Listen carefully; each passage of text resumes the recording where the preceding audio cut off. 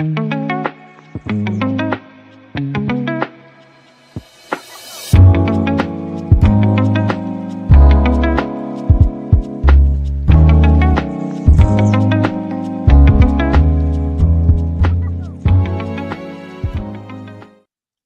and gentlemen, it's clock management here on Optimus Fantasy. My name is Kevin Tompkins, and to my right on the screen here, you know him. You know him as Bronn from Game of Thrones, if you are as online as we are. But of course, it's Pat Fitzmaurice from FantasyPros. My friend Pat, my fellow Packer fan. How you doing, my friend?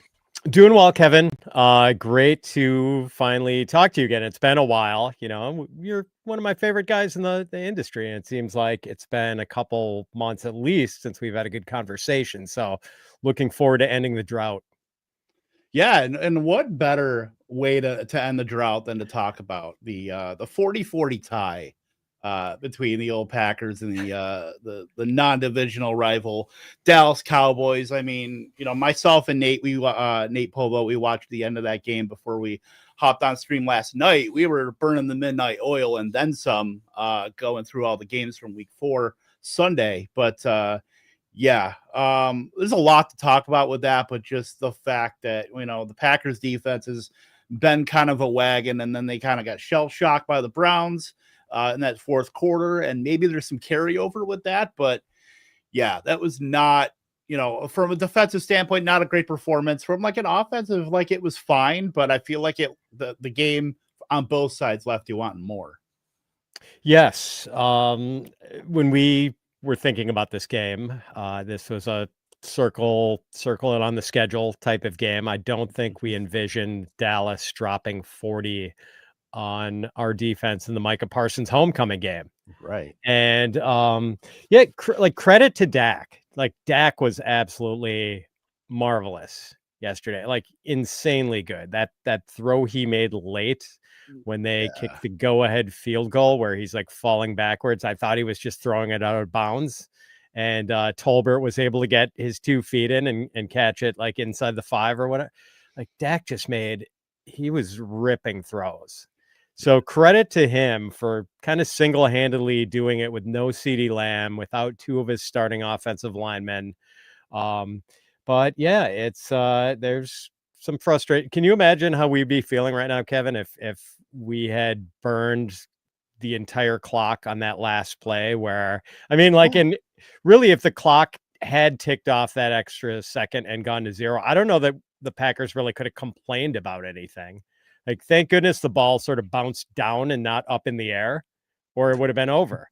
And like, what a fiasco of a way that would have been to lose. And, you know, we had our weekly special teams disaster. Like, I really hope they use the bye week to fire Rich Bisaccia, but I don't know if it's going to happen because our special teams coach is really tight with Matt LaFleur, apparently. So it's weird. It does seem like a good time to go into the bye week, though, to sort of get a refresh and get some of our key players healthy. Zach Tom, Aaron Bank, pretty much the entire offensive line. Yeah, it was, you know, we would have been walking into the apartment like Donald Glover with the pizza boxes had that time gone off the clock. That would have been just, it would have been a scorched earth for the Packer fans, and social media would be like, you couldn't touch it, you know, for at least another week. I mean, and we got to think about that too, you know, because of the bye. But you know, before we talk about, you know, I do want to go in depth with the Packers, you know, quite a bit from certainly a fantasy perspective. But give me the most interesting thing that you saw in week 4, because there's a lot of great nuggets and interesting things that happened in week 4. It was one of the better slates. I mean, week 2 I thought was top to bottom one of the best slates that I can think of in a long time. I talked to Dave Kluge about it. You know, obviously the day after, we were like, you know, the games in the early slate were good, but like the late games, you know, kind of tied everything together. But you know, something interesting that you saw in week 4 that, you know, kind of, you know, piqued your interest? Yeah, some really interesting developments, both positive and negative. I'll try to keep it positive. And I would say for me, Kevin, it was probably just sort of the revenge of the rookie running backs after the slow starts. Like after 2 weeks, you know, we were kind of asking like, what about these running backs, Kevin? And now it's like, what about these running backs, Kevin? You know, like Genty, what a day he had. Omarion Hampton, Quinshon Judkins, who's now become just a complete wagon for the Cleveland Browns. Cam Scadaboo getting like 27 touches. Woody Marks seemingly passing Nick Chubb. Travion Henderson still not getting the usage we like, but that seems like a matter of time. Really, Caleb Johnson's been kind of the only bust so far, and I wouldn't be surprised if we saw more running backs from this class make noise as the season goes on. Now, there's some headwinds for these guys, like Genty, rough offensive line to begin with. And I think they lost Colton Miller yesterday. Omarion Hampton, I know Joe Alt was carted off, and they had already lost Rashawn Slater. Quinshon Judkins, like, seems like eventually the Browns might have to replace Joe Flacco. And then if it's still in Gabriel, like, is Quinshon Judkins ever going to see a light box again this season? Scadaboo, can he hold up? Woody Marks, his offensive line's terrible. So there are some headwinds for these guys, but man, like, if you were wondering if this class really was as good as it was advertised after 2 weeks into the season, I think after week 4, we're feeling like, yeah, this class was everything it was cracked up to be. Yeah, returns are good so far. And then, right here, speaking of, that was who I was going to mention. Obviously that's going to have, we'll get a little, maybe an answer or two tonight about RJ Harvey, because that's still kind of a work in progress. But Sean Payton loves his guys. He loves him some J.K. Dobbins. So I can't really, fault him too much for that, but not every rookie is going to come out and be a stud, in the first couple weeks. And I think we've been very lucky to get the run out that we've got from, Marion Hampton. It didn't help that Najee Harris got hurt and kind of accelerated that a little bit, but, Quinshon Judkins coming into immediate efficiency. And then, that wasn't like a 1 week thing. Like, we're getting efficiency week after week to where he almost feels like a Nick Chubb, but you can tack on just a little bit of receiving upside. And I think we're pretty much almost there with Quinshon Judkins. Genty, it's great to see him get that, statement game, three total touchdowns. I'm very excited about these rookie running backs for sure. As a guy who has drafted a rookie running back once or twice in his day, it's certainly nice to get that. My favorite nugget, and it's a developing story that, speaking of running backs, Christian McCaffrey, I don't know if you've heard of him, would be the wide receiver 6 and the running back 7 with just receiving work. Take out everything rushing, just his receiving fantasy points. He's averaging 18.4 fantasy points per game on the receiving side. He would be ahead of Jackson Smith and Jigba, behind George Pickens, if you were just to rank him among the wide receivers. Like, I know the efficiency's not there in the running aspect of it, but the fact that he is getting, and this is well above anything he did in 2019. In 2019, he was averaging 15 fantasy points per game just receiving. So the fact that he's doing this now, everybody is hurt in San Francisco, it feels like. And the one guy that, if you were a betting person, you wanted to bet, who was going to be the first or second guy to get hurt in San Francisco, CMC would be really high up on that checklist. And it feels like it's been everybody but CMC. So, I mean, obviously you're riding the wave while you can, but the receiving stuff for CMC is just out of this world right now. Yeah, and that's the funny thing, where he is averaging 3.3 yards per carry, but they are doing a good job of getting him the ball in space as a pass catcher, and he's averaging 9.8 yards per catch, which would be a career high if that holds up, and 31 catches already. I mean, you can't argue with it, and as you said, for him to be like a wide receiver 1 with just the receiving numbers alone is pretty spectacular. Yeah, it's insane stuff. But you know what?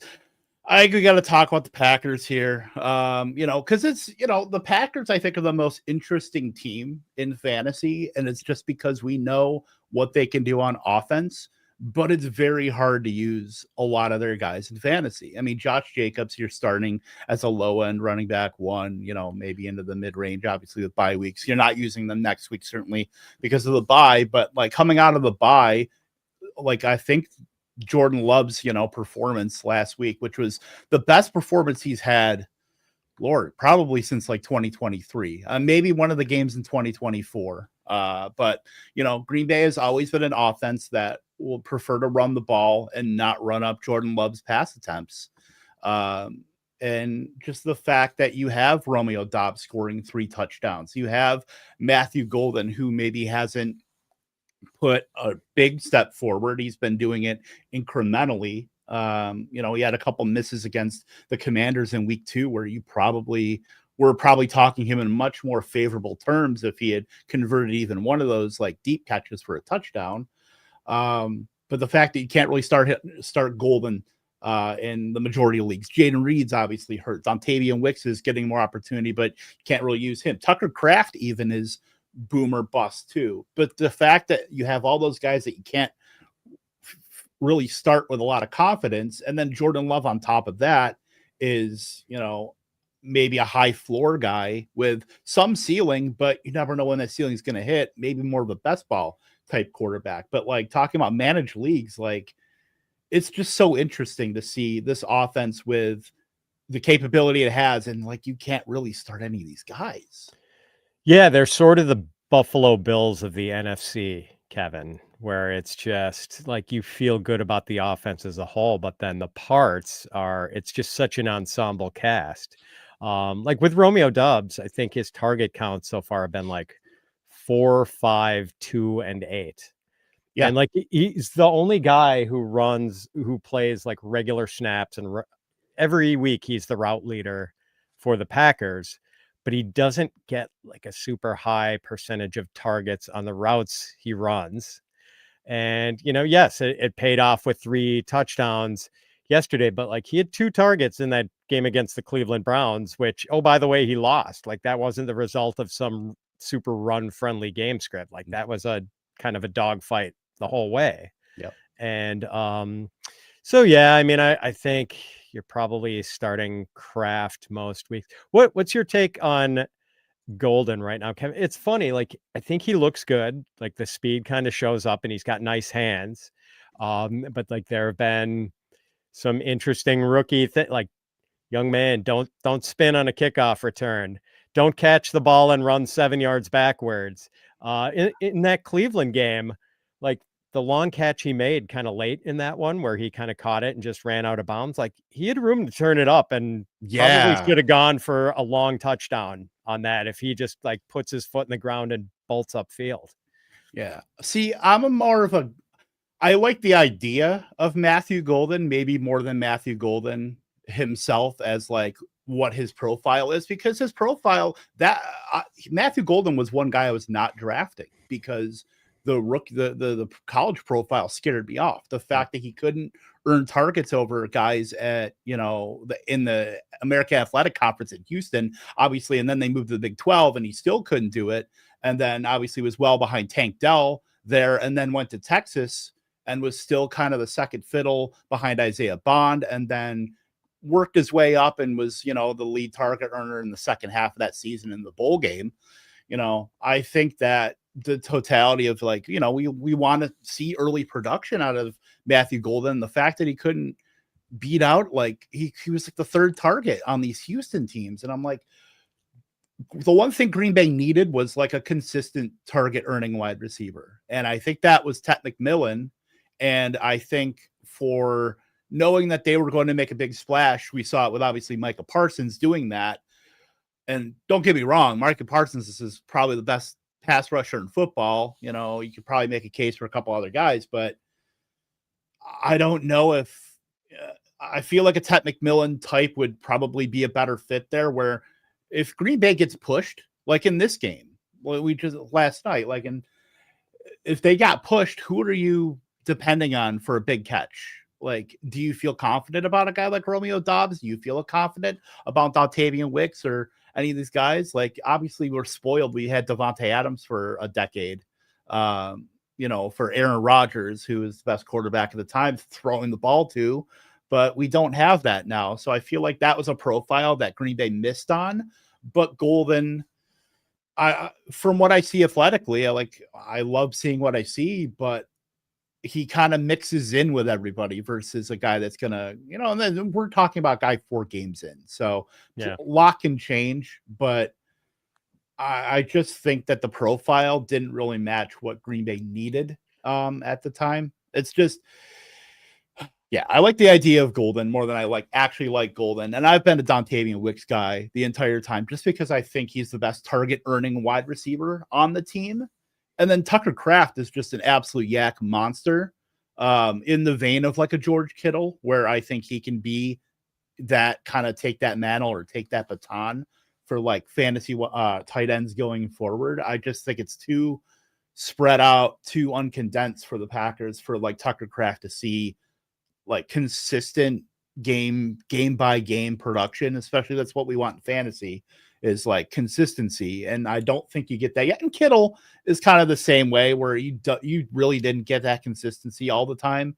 So I think that's a pretty good comp there. But yeah, Tucker Kraft needs to be started in the majority of leagues. Obviously, you're not doing that this week, but any thoughts on top of that? With like Golden, because like, how did you feel about Golden coming out? When you saw Green Bay took him in the first round, obviously the first wide receiver since Javon Walker to be drafted in the first round by the Green Bay Packers, and I had to do a shot of gin on air as that happened. I did not think that was going to happen.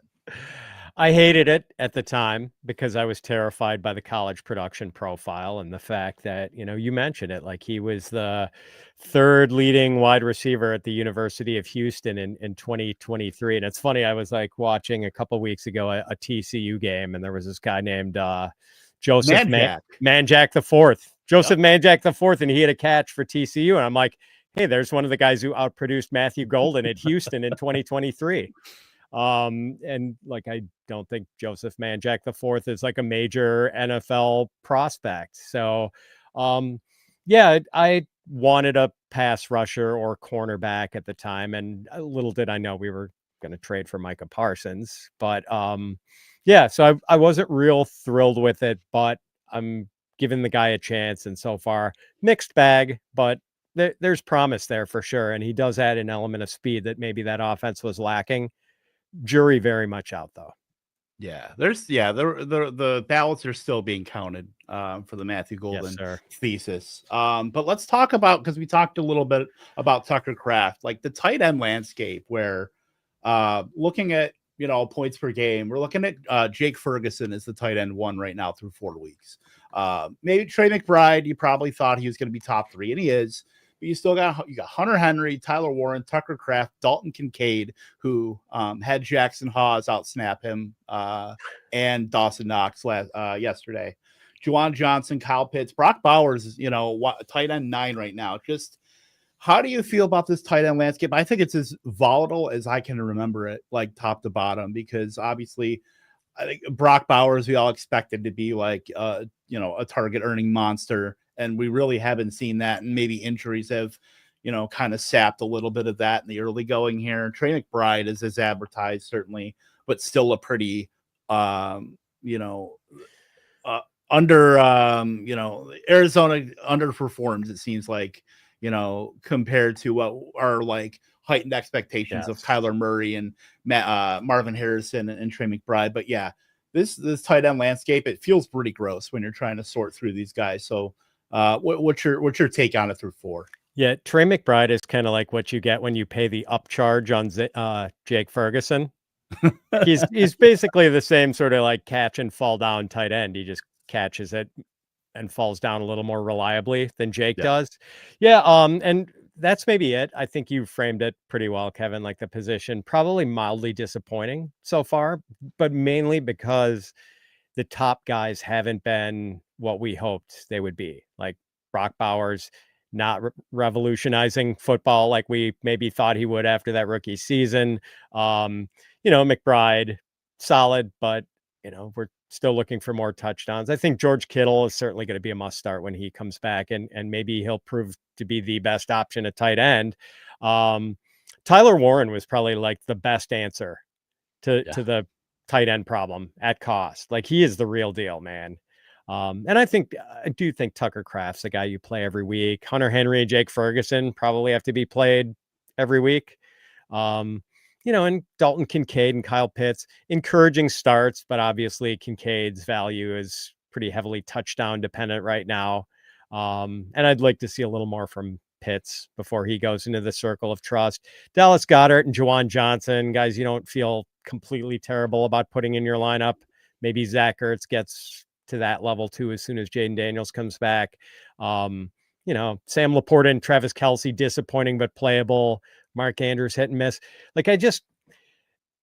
I don't think the position is a disaster. There are a lot of guys you can feel okay about putting in your lineup, but maybe we're not getting the star wattage that we hoped for. And some guys have been disappointing. Like maybe Travis Kelce is kind of washed up, and Sam Laporta. I thought, I know like a lot of last year was disappointing for Laporta, but it seemed like he was on an upswing late in the season, and now it really hasn't carried over. Can't really play either the Cleveland guys anymore, Njoku or Fannin. Like that passing game has just gotten so gross. So yeah, a little disappointing overall. Yeah, like you're trying to find outs for these guys. Like Juwan Johnson, I think is like, obviously we weren't drafting him. He was a waiver wire pickup after week 1 and depending on some leagues after week 2 as well. But, Joe pointed out in the chat here, Juwan Johnson has been good except for this week, which I thought with Matt Milano being out for the Buffalo Bills, that's the Andrew Cooper bingo square. Yes. Anytime Matt Milano is out, you play the tight end, that was going to be covered by him. And Juwan Johnson, the Saints are spry, but maybe not that spry to make Juwan Johnson an every week start, but he's been awesome. Jake Tongas doesn't do anything for you, currently outproducing Sam Laporta. No, I think that, the tight end position with Travis Kelce looks more like a podcaster and a fiance than a NFL player right now. Mark Andrews, the last couple weeks at least has been, yesterday 7 for 30. You kind of take that because Kansas City's been really good at shutting down Mark Andrews almost throughout his career. That's been like a historical kind of note there on Mark Andrews. But it's like stars and scrubs without the stars, at least right now, because the fact that Tyler Warren, just the fact that he's getting a lot of the RPO stuff from Daniel Jones, I think him being that that kind of first read definitely helps things and has transformed that offense. To where that was a guy I probably should have been more. That's probably my biggest miss of 4 weeks is not being in on Tyler Warren as much because I was drafting Brock Bowers and Trey McBride. I was taking the elite guy and then kind of almost ignoring that mid tier. And that's kind of been where, I've had a bit of a gap in those guys in the mid range. If Dallas Goedert's going to be getting pop passes from Jalen Hurts, that's good. Maybe that'll look a little bit better, but we're definitely missing a lot of the top end stuff. And it's for 4 weeks in, there's going to be a lot of correction here for the position. Let's go over to though.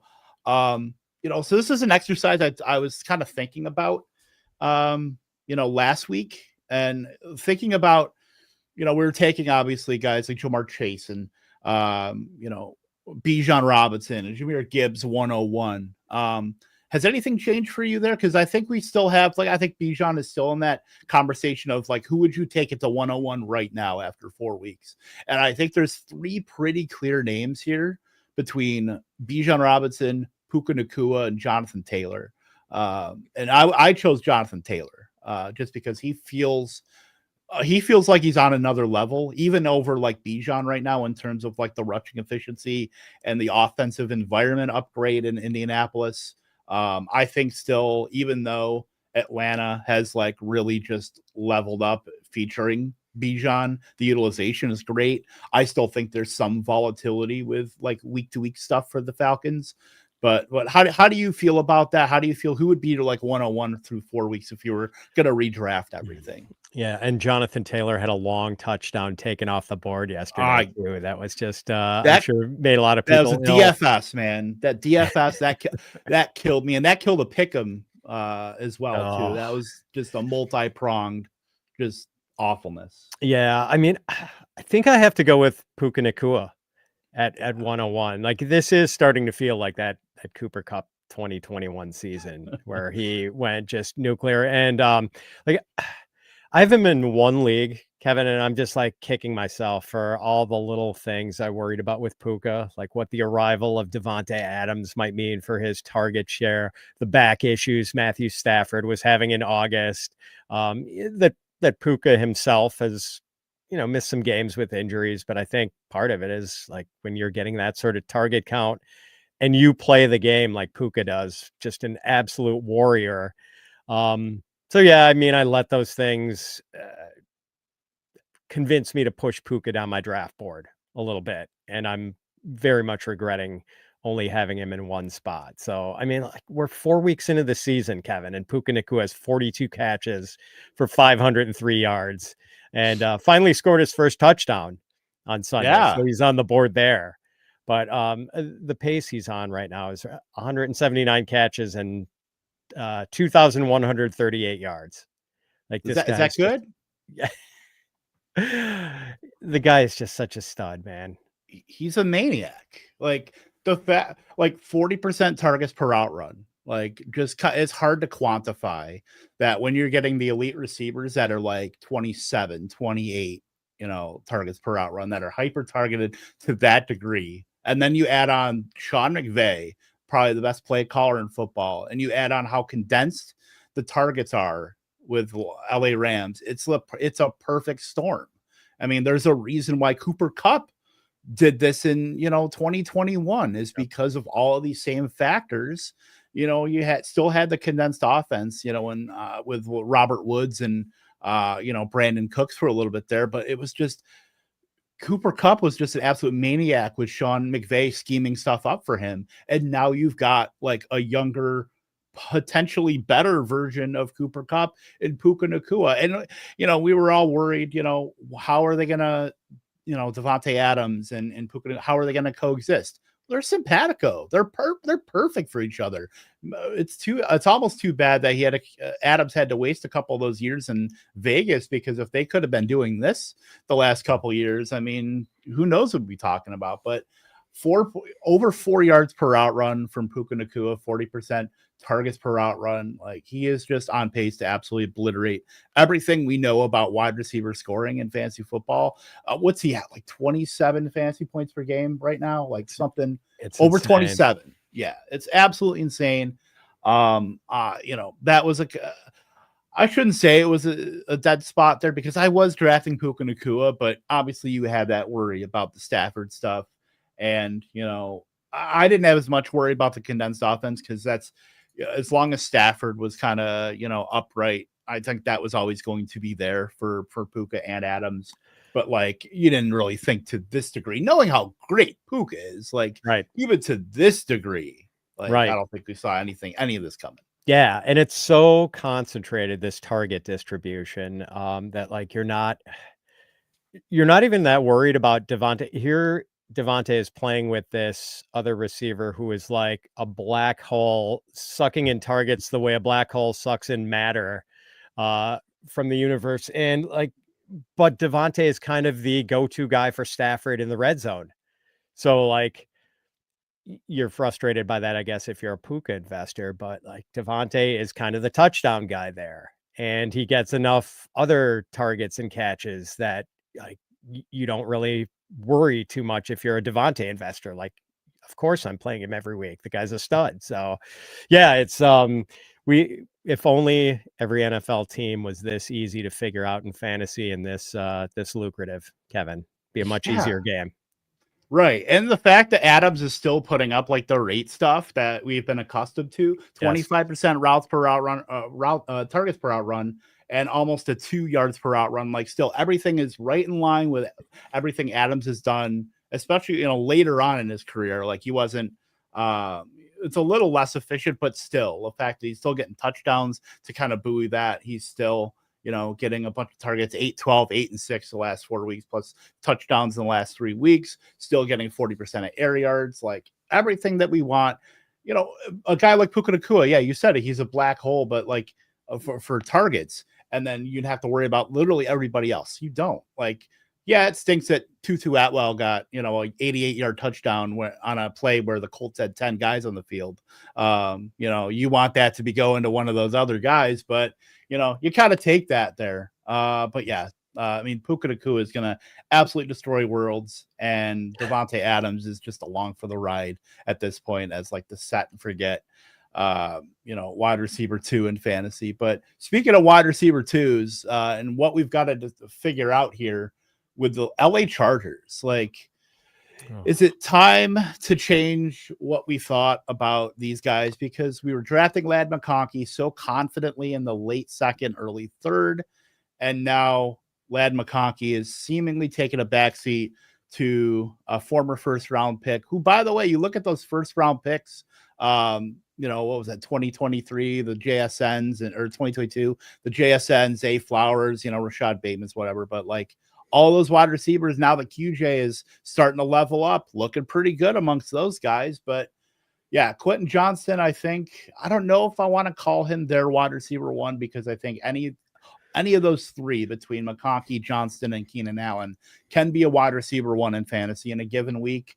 But given what we've seen in a 4-game sample now, where QJ has been almost well above those guys consistently, I think we got to change our priors a little bit on Quentin Johnston, going forward, even after 4 weeks. I think we have to.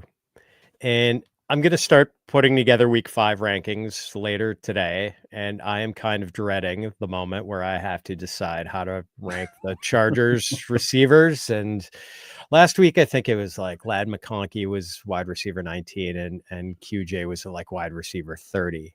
Yeah. The rationale I had there, Kevin, was that McConkey is just really talented, and I was still believing that he was the most talented receiver on the Chargers, and I'm just going to continue to rank guys based on what I believe their talent level to be.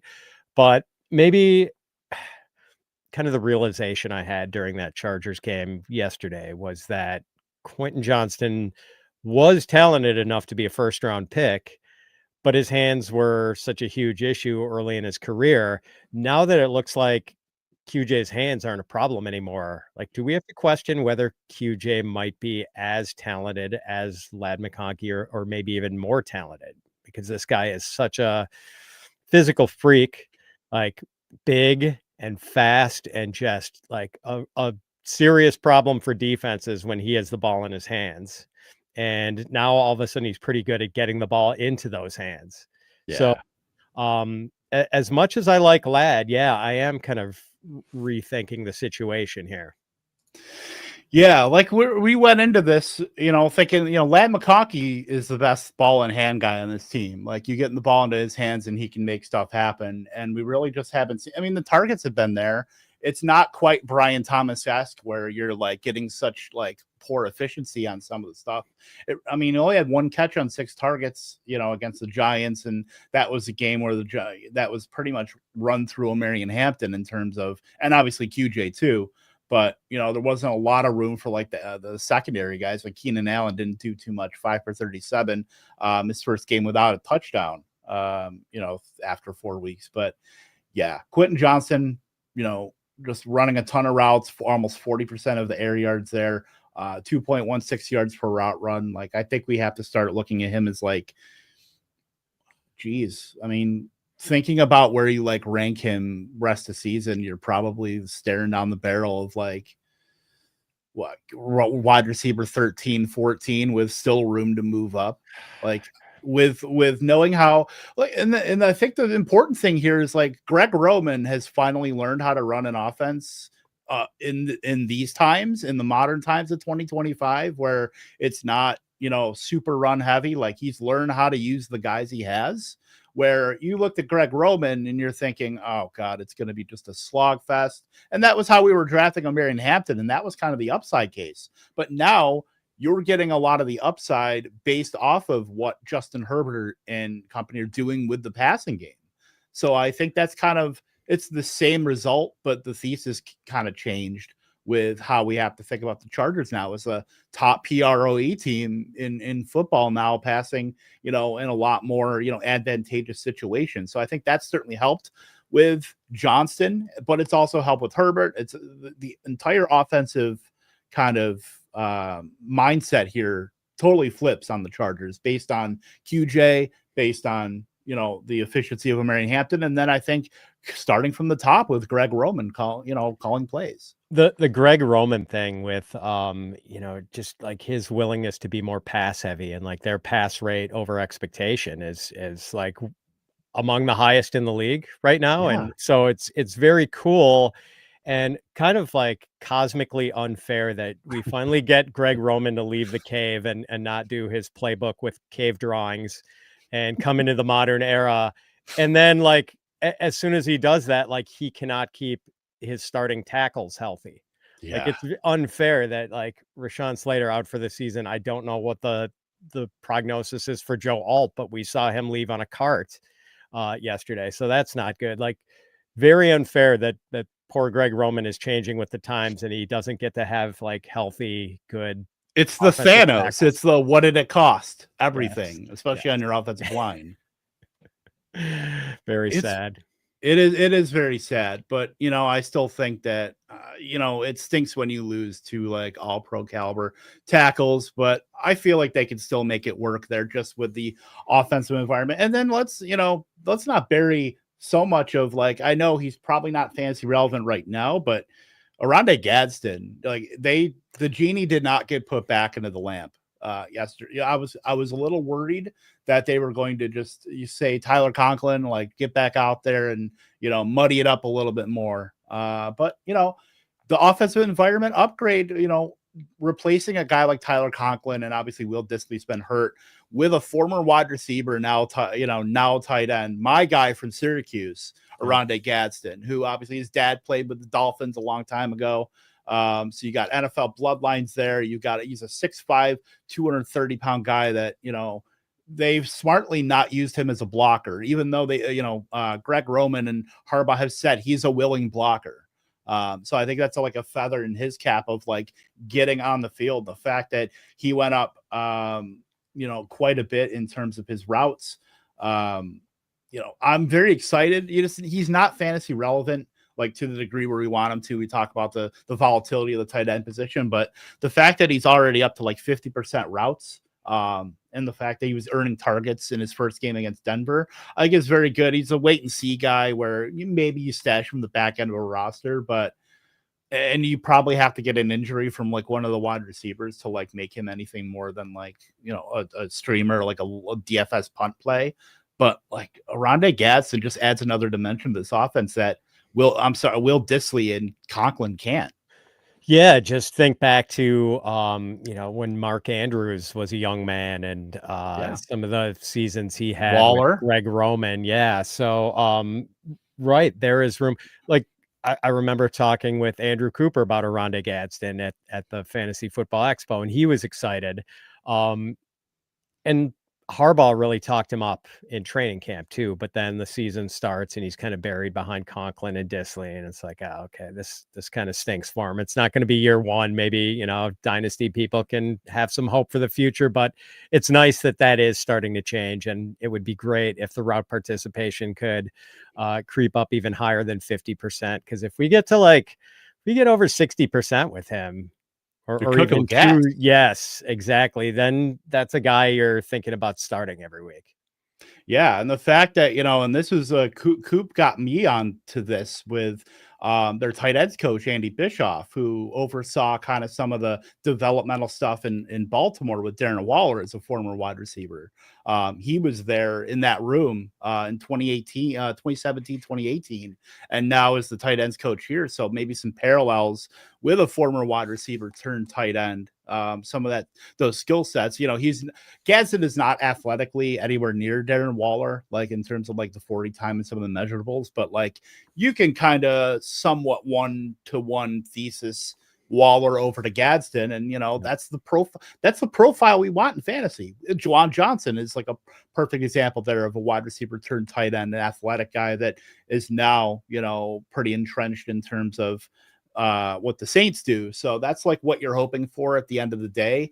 But it's still a process. It's still some moving parts there for the Chargers. But we talk about rookie running backs.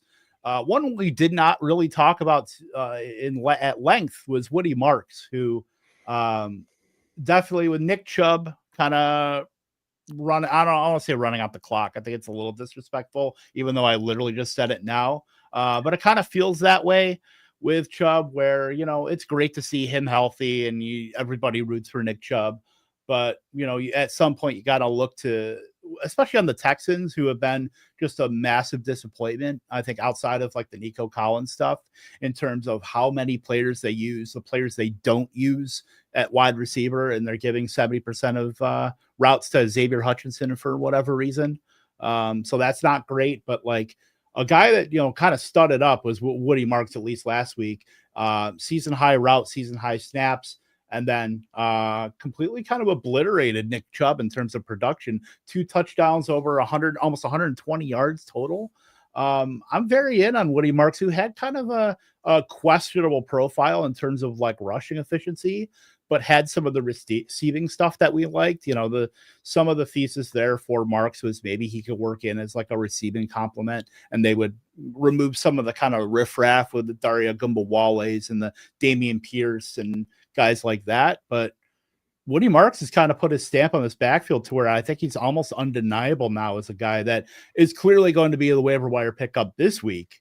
In kind of a weak week in terms of waiver wire guys. But still, I think Woody Marks has definitely put his stamp on at least this Texans offense right now. Yeah, Marks is, I think, the number one waiver target. Now, Kevin, be nice to Dare Agumbawale, who went to my high school. So I have to stick up for Dare here. Was he a good kicker then too? That's a good question.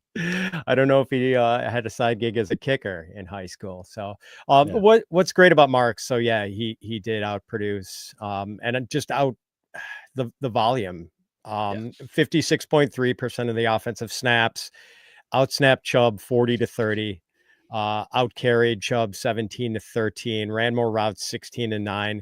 And I think it wouldn't have been a shock to see something like that if the Texans were on the wrong end of a 26-0 game where they were trailing and playing catch up, and it was more passing down snaps and they were in passing down mode the whole time. Like that's a seemingly would have been the Woody Marks spot, but for them to do it in a game that they led comfortably and had a run friendly game script the entire time. And maybe it's just the Texans sort of realizing that when you have a bad offensive line, maybe it's good to have a creator at running back who can make people miss. And like Chubb used to be able to make people miss, just 3 or 4 years ago, we're talking about him as the best pure runner in the league. And it's cool that he's been able to pick up his career and keep playing after that devastating injury. And I do think he continues to have some sort of role, but like this is a 2-man backfield now, and it's possible Marks is the 1A guy and Chubb is just 1B. And I don't know if Mixon comes back. Like, I think at this point, everyone's just kind of expecting him to miss the season with this foot issue because we're getting no information on him. So maybe Marks can turn out to be a guy we're just putting in our lineups every week. It's a no-brainer. Play Woody Marks. And that seems to be the direction things are going in. Yeah, he feels very like Tyrone Tracy-esque from like last season. The fact how he's come on, and like maybe some of the how he's going to work with like Nick Chubb, because this is an offense that absolutely needs some sort of kickstart. Like Nico Collins is awesome, don't get me wrong, but the fact that you're getting Christian Kirk back and he looks a step slower for sure. Like we're talking about a guy that, and they put him in the slot this week, 74% of his snaps in the slot, but last week he was out wide. Like I feel like they don't know quite what to do with him right now, and they use so many other wide receivers. Like they were using, week 1-2, they were using the Justin Watsons, and they've been using the Xavier Hutchinson for whatever reason. And then you've got day two guys in Jaden Higgins and Jalen Noel that they don't seemingly want to use, that are just like running routes sporadically. Like Jaden Higgins scored a touchdown on his only target yesterday on 37% of routes. I don't know what we're doing, and I don't know like why we're not getting those guys in the field when you have the guys. I mean, I don't know if like D'Amico Ryans is like, maybe he's a veteran first guy. Like we know what Mike Vrabel is. All of our frustrations with a guy like Trevion Henderson, where we know that they'll defer to the veteran in most scenarios. But yeah, I mean, we're getting just boring production out of Dalton Schultz. Obviously, you're not really starting him unless you have to, but like, we need a second guy in this offense. And it could be just Woody Marks. That could just be the answer, because I don't think Christian Kirk is the answer, where we're drafting him based on volume. And as we know with like running backs, anytime you think you're drafting a guy purely on volume, that blows up in your face. See Mike Davis from years ago. But yeah, so Deontay Johnson, I guess last season, is kind of the same thing, where you draft a guy based on volume, and then all the other surrounding things behind, around you, kind of blow the whole situation up. But yeah, this Justin Watson, like, that's just missed me completely with that. Maybe there is hope, because they have apparently had an epiphany about their backfield with the way they played Woody Marks. So maybe we are not far off from a world, Kevin, where 3 receiver sets in Houston have Nico Collins and Jaden Higgins on the outside, these big, physical, super skilled outside receivers, and then freaky athletic Jalen Noel with his 41.5-inch vertical jump, lining up in the slot and raising all sorts of hell over the middle. Like, give this to us, please. Right. Obviously they had to go in knowing they're going to draft. They draft 2 day 2 guys. You don't have Tank Dell likely, the whole season. So you got to figure out what your guys are going to be after that. Obviously, you let Diggs go. He had his ACL injury. That was never going to be a long-term thing anyway. But yeah, you kind of got to figure out what you're doing. And I don't think Xavier Hutchinson, I'm sure you're like a totally nice guy, but you're not part of the future plans for this offense. CJ Stroud, that's another conversation right there about CJ Stroud, where it looks like he's running the Kyle Pitts, Juju Smith-Schuster, get your good season out of the way very early and then kind of backslide. Like CJ, put that in totality with the pass catching stuff. That is one of the least, positive vibes offenses in terms of, you don't feel any good about anybody, but obviously Mark's now and Nico. But yeah, that doesn't feel good. And then I did want to talk about one more thing with we talked about Trevion Henderson. I think we could talk about that for a sec here, because we all thought with the fumble, the fumble-a-thon last week with Drake May fumbled, and obviously Antonio Gibson fumbled, Ramondre fumbled twice. We thought there'd be a lot more work for Trevion Henderson, that maybe Mike Vrabel would see the light and say, hey, maybe we get the guy that runs like Jahmyr Gibbs. Maybe we get him some efficiency touches and see what he can do. As Lee Corso would say, not so fast, my friend, because still got 10 touches for Ramondre, led the team in rushing yards, was still very much involved. Not that you thought he wasn't, but you thought there would be some more schemed up stuff for Trevion Henderson on an offense that, almost like the Houston Texans, needs juice, and they don't have a Nico Collins. You have Stephon Diggs, had 6 for 101, and that's awesome. That's by far his best game of the season. But you still don't really have that juice there on a team that Drake May has had, he's going to need back surgery after carrying these guys. That's the way we're going with the New England Patriots. Yeah, and I get that they feel like Trevion Henderson can't be a do-everything workhorse, every down back. Doesn't have to be. Right, does not have to be, exactly, Kevin. Because look at Ohio State. I mean, Ryan Day brought in Quinshon Judkins to be a tag team partner for Trevion Henderson, and I don't think Henderson ever had more than 12 carries in any game last year at Ohio State. But at least pare it down to a 2-man operation where it's Ramondre Stevenson and Trevion Henderson. Like, the fact that Antonio Gibson is getting a significant amount of snaps and touches is frustrating. And your hope, I guess, if you're a Trevion Henderson investor, is that Ramondre Stevenson and Antonio Gibson both have pretty troubling fumble histories, that it gets so bad with one of those two guys that maybe, Mike Vrabel has to throw the guilty party into fumble jail, and that frees up some snaps for Trevion Henderson. Because just please get this guy a 50% snap share every week, and I think good things are going to happen. Yeah, right now we're the run out we're getting with Ramondre. We're getting the Pete Carroll, Chris Carson run out, where Chris Carson would just fumble nonstop, but Pete Carroll would stick with that guy no matter what. Like Chris Carson, there's probably incriminating stuff on Pete Carroll. Chris Carson had a hold of that. He would not let him go. But yeah, it's the veteran deference, and in a lot of these situations that we've talked about, especially with the rookies and stuff like that. Assuming rational coaching, like I think that's where we're assuming these guys are going to put the best players on the field immediately, and it's not going to be that way. It's just it's a fact of the NFL. It's a fact of life that you can't always assume that head coaches are going to be putting all these guys. We want TreVeyon Henderson to come out and get 18 touches for 160 yards and 2 touchdowns, and we're all joining hands and singing Kumbaya, and we're all great.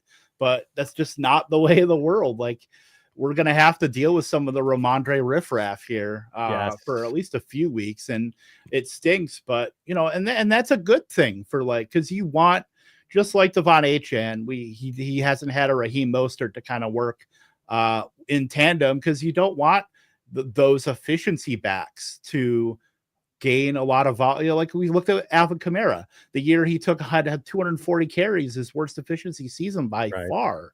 You want guys that are going to be able to play with the efficiency guys to work off of. You want the Ollie Gordon to get 10 carries so Achane can be awesome. You want the Mark Ingrams and the Adrian Petersons that work alongside of Kamara to get the efficiency. And it's kind of the same thing here with Ramondre and TreVeyon. I don't think Ramondre's that great, and he's certainly not going to be on the field if he keeps fumbling, but you have to have some kind of tandem there. But it's only good for TreVeyon if you get that. Maybe one little silver lining, like Mike Vrabel sort of solidified his reputation as a straight shooter, because he said all week in the run up to this game, like he wasn't going to cut Ramondre Stevenson's workload. And we were all sort of like listening to that and saying, oh, really? Okay, let's see if that's really the case. And, maybe he thought he was going to do some sort of Kyle Shanahan type rug pull with us, but that he was good to his word. So I guess we have to take Mike Vrabel at face value.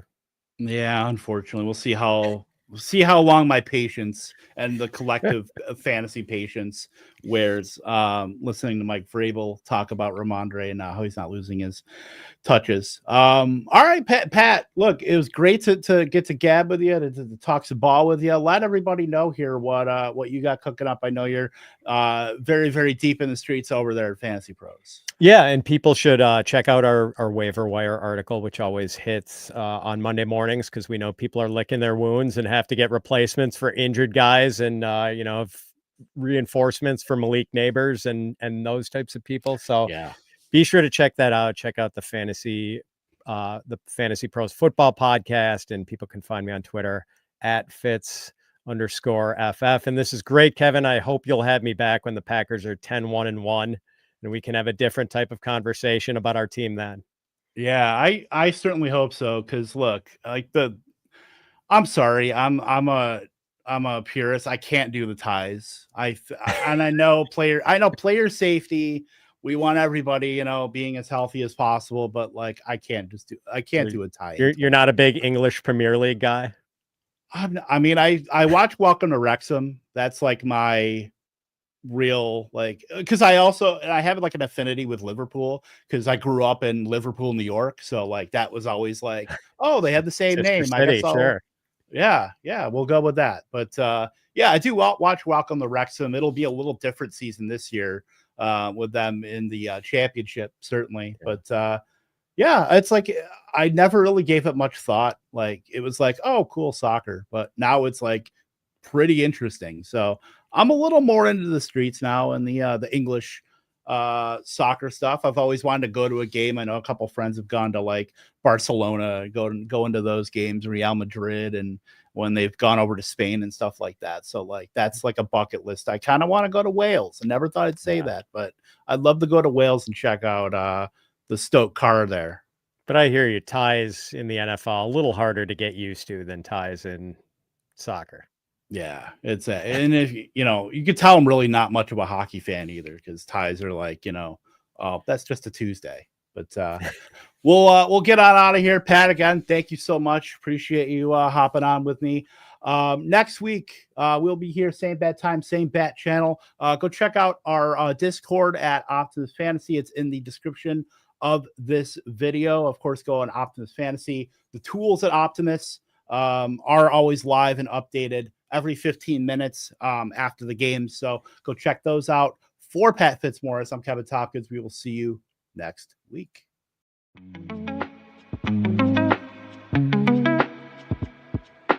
Thank you.